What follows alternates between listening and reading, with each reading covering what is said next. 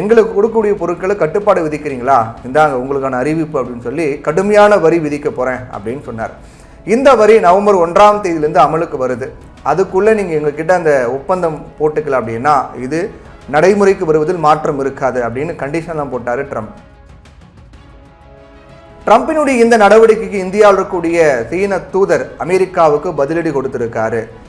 அந்த பதிலடியில் என்ன சொல்லியிருக்காருன்னா, அமெரிக்கா தன்னுடைய தவறுகளை, அமெரிக்கா தப்பு பண்ணுறாங்க அப்படின்னு சொல்லி அந்த தவறுகளை அமெரிக்கா திருத்திக்கணும். அப்படி திருத்திக்கலன்னு வச்சுக்கோங்களேன், சீனா தன்னுடைய உரிமைகளை பாதுகாக்க அதுக்கு தேவையான எல்லா நடவடிக்கைகளும் எடுக்கும் அப்படின்னு எச்சரிக்கை விடுத்திருக்கார். இது தொடர்பாக சீன தூதர் பேசும்போது என்ன சொல்கிறார் அப்படின்னா, அமெரிக்காவினுடைய இந்த வர்த்தக போர் விவகாரத்தில் எங்களுடைய நிலைப்பாடு மிக தெளிவாக இருக்குது. நாங்கள் எந்த மோதலையும் நாங்கள் விரும்பலை, எங்களுக்கு சண்டை இந்த மாதிரி பிரச்சனை முரண்பாடு எதுவுமே நாங்கள் விரும்பலை.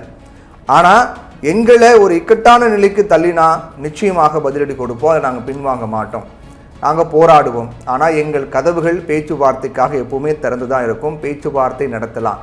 வர்த்தகத்தில் 2 நாடுகளுக்கும், அதாவது அமெரிக்கா சீனாவுக்கு இடையே பார்த்தோன்னா ஒத்துழைப்பு தேவை. அதுவே 2 நாடுகளுக்கும் நன்மையே கொடுக்கணும். ஒத்துழைப்புங்கிறது ஒரு நாட்டுக்கு மட்டும் நன்மை கிடையாது, அமெரிக்கா சீனா 2 நாட்டுக்கும் நன்மை கொடுக்கணும். இதை நாங்கள் திரும்ப சொல்லிட்டு வரோம் அப்படின்னு சீனா தரப்பில் சொல்கிறாங்க. அமெரிக்கா தன்னுடைய தவறுகளை திருத்திக்கணும், அப்போதான் சிக்கல்களை தீர்க்க முடியும். அப்படி செய்யலைன்னா சீனா தன்னுடைய உரிமைகளை பாதுகாக்க தேவையான நடவடிக்கைகளை எடுக்கும், தயங்கவே தயங்காது. இதுதான் எங்கள் நிலைப்பாடு. சீனாவுடன் மட்டும் கிடையாது, அமெரிக்கா இந்தியா கூட இப்போது சிக்கல்கள், இந்தியா அமெரிக்கா இடையே கூட சிக்கல்கள் நிலவிட்டு இருக்கு. அமெரிக்கா இந்தியா இடையும் கூட ஒத்துழைப்பு தேவை.